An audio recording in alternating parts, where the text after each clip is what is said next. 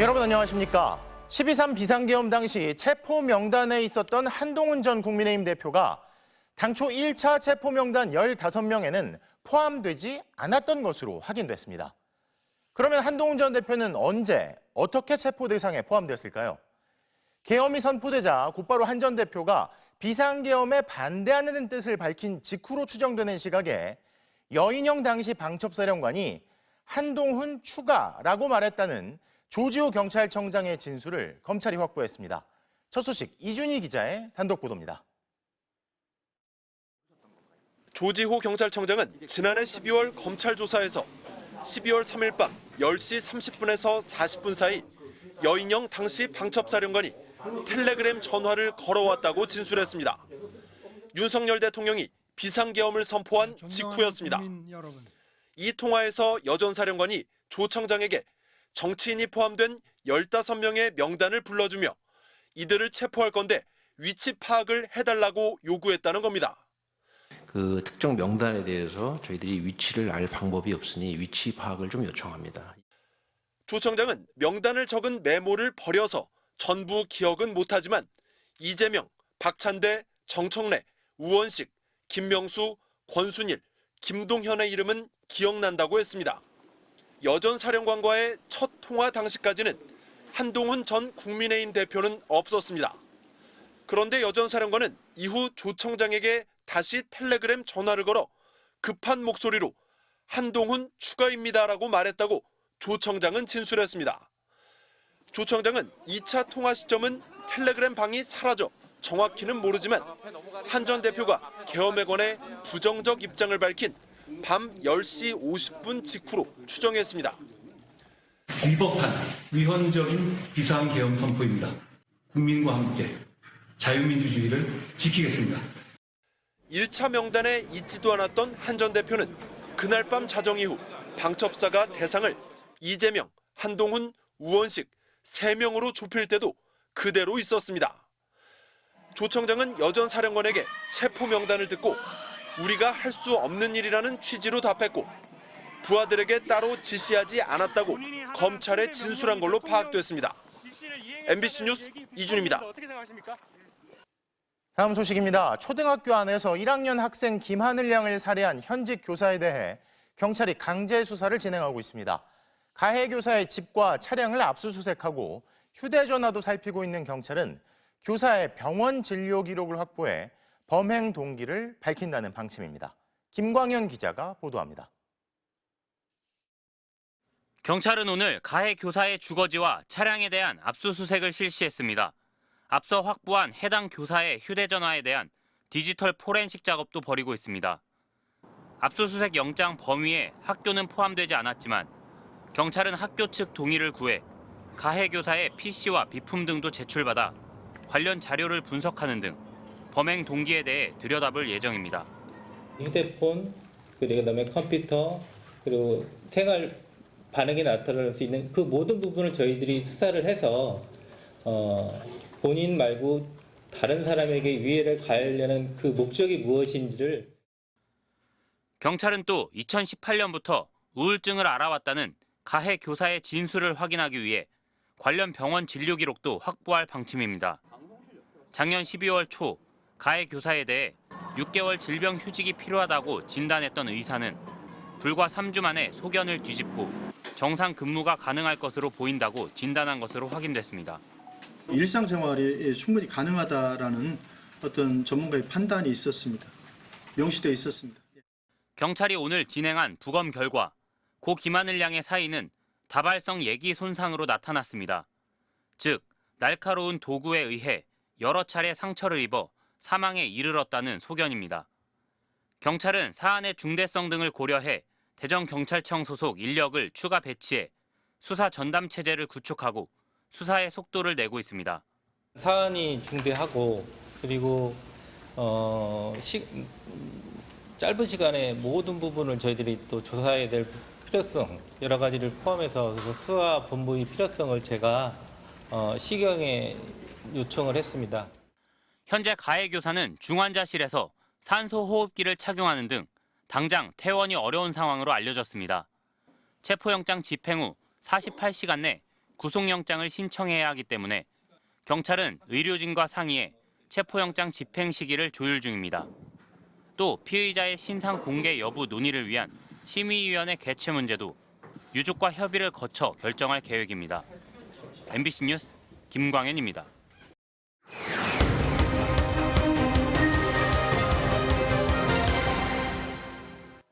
40주를 채우지 않고 태어나는 조산아, 이른바 이른둥이의 비율이 꾸준히 늘고 있습니다. 그런데 조산을 막아주는 의약품이 수익성이 떨어진다는 이유로 생산이 갑자기 중단될 위기에 처해 산모들이 불안을 호소하고 있습니다. 제보는 MBC 이혜선 기자입니다. 임신 30주차 산모 김모 씨는 조산 위험이 있어 급하게 병원에 입원했습니다.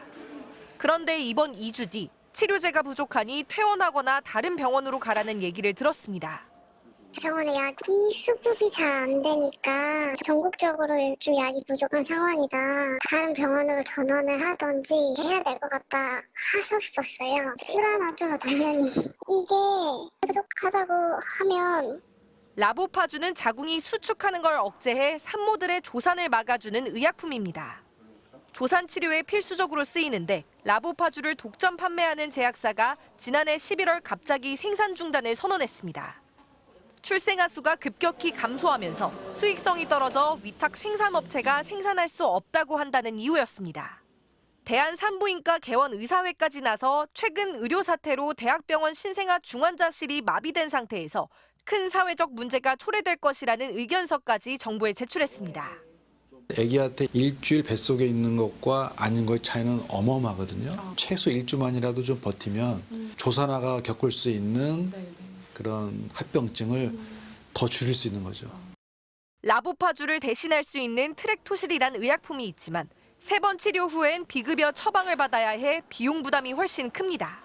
근데 사실 비용이 가장 불안하죠. 병원마다 다른데 40에서 70만 원 정도 한다고 하더라고요. 산모들이 쓸 수 있는 약까지 없어지고 하면 어떻게 계속 이제 아이를 가지고. 조산아는 영아 사망의 절반을 차지할 정도로 합병증도 많이 발생하는데 조산아 출산율은 지난 2015년 6.9%에서 재작년에 9.9%로 계속 늘어나고 있습니다. 상황이 심각해지자 복지부는 라보파주를 환자 진료를 위해 필수적으로 생산해야 하는 폐장 방지 의약품으로 지정했다며 급여 수가를 일부 인상하면서 지난달부터 공급이 재개되기는 했습니다. 고비는 넘겼지만 저출생 기조가 이어지는 한 약품 생산은 언제든 중단될 수 있어 대체 약품 급여화 등 대안이 필요하다는 지적이 나옵니다. MBC 뉴스 이혜선입니다. 최근 금 사재기 열풍이 불고 있습니다. 미국 트럼프 행정부 출범 뒤 경제 불확실성이 커지면서 대표 안전자산인 금으로 수요가 몰리고 있는 건데요. 품귀 현상이 벌어지면서 조폐공사에서는 골드바 판매를 일시적으로 중단하기도 했습니다. 정혜인 기자가 취재했습니다. 서울 종로의 귀금속 상가입니다. 최근 순금을 사려는 문의가 부쩍 늘었습니다. 금값이 크게 들썩이기 때문인데 오히려 파는 입장에서 수익을 맞추기 어려울 정도라고 합니다. 그래서 열흘 정도 걸리거든요. 통상적으로. 그 사이에 금값이 지금 10%나 뛰어버린 거니까. 엄청나게 시장에서는 힘들어하는 거죠. 실제 11일 기준 1kg짜리 골드바의 그램당 가격은 15만 9천 원대로 거래소 금시장이 개장한 2014년 3월 이후 최고치를 찍었습니다. 1년 전과 비교하면 2배 가격입니다. 한 돈짜리 순금 돌반지 값은 이제 60만 원에 달합니다. 금값이 치솟는 건 사람들이 그만큼 많이 찾기 때문입니다. 트럼프 행정부가 관세 정책을 내놓을 때마다 세계 경제의 불확실성이 고조되면서 대표 안전자산인 금에 관심이 쏠린 겁니다. 실제로 우리나라 5대 은행의 골드바 판매액은 이달 들어 열흘 새 242억 원을 넘었습니다. 1년 전 같은 기간의 3배, 한 달 전보다는 2배 가까이 늘었습니다. 품귀 현상까지 벌어지자 조폐공사는 골드바 판매를 일시적으로 중단했습니다. 골드바를 공급받아온 시중은행도 판매의 차질이 불가피해졌습니다. 금 실물 원자재 금 구하는 것 자체가 하늘의 별 따기가 돼버린 상황인 거죠. 수급이 안정적이질 않으니 이제 당분간 일단 중지를 한 거죠. 전문가들은 금값 상승세가 당분간 이어질 것으로 보고 있습니다. 품귀 현상이 일어나고 있는 재료는 비단 이게 국내 현상뿐만 아니라 글로벌 현상이라고 좀 보셔야 될 것 같고요.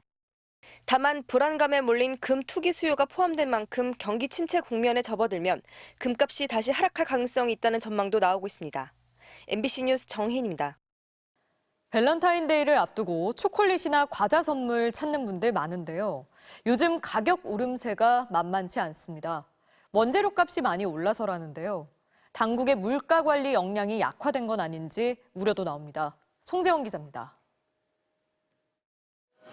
서울의 한 대형마트, 발렌타인데이를 겨냥해 초콜릿 제품들이 잔뜩 진열돼 있습니다. 그런데 가격이 제법 올랐습니다. 전보다 좀 많이 비싸고 좀 꼭 선물을 해야 하나 정도로 사기가 부담된. 실제 오리온과 혜태제과는 지난 연말 초콜릿과 과자 제품 가격을 각각 평균 10%, 8%가량 올렸습니다.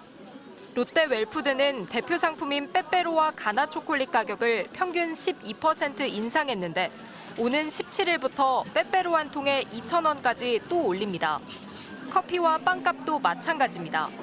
스타벅스와 할리스 등 커피 전문점이 주요 제품 가격을 200원 넘게 인상한 데 이어 파리바게뜨는 빵 96종과 케이크 25종 가격을 평균 5.9% 올렸습니다. 빵 같은 거는 사실은 필수 식재료가 아니라서 사실은 많이 줄이는 편이에요. 업체들은 고환율의 원재료 값이 올라 어쩔 수 없다는 입장입니다. 실제 코코아 국제 가격은 지난해 12월 1톤에 12,500달러로 역대 최고치를 기록했습니다. 1년 전의 2배 수준입니다. 아라비카 커피 가격도 일주일 만에 12%, 전달 대비 32% 올랐습니다. 정부는 식품업계의 가격 인상을 자제해 줄 것을 당부하고 있습니다. 물가 인상 이런 것들을 그것도 이제 정부하고 좀 협의도 좀 해주시고. 하지만 탄핵 정국의 영향으로 당국의 물가 관리 역량이 크게 떨어졌고 식품 기업들의 원가 절감 노력도 미흡하다는 지적이 나옵니다. 거의 매년 가격 올리고 때로는 1년에 2번씩 올리고 한다는 것은 정말 비용 혁신을 위한 노력을 하는가?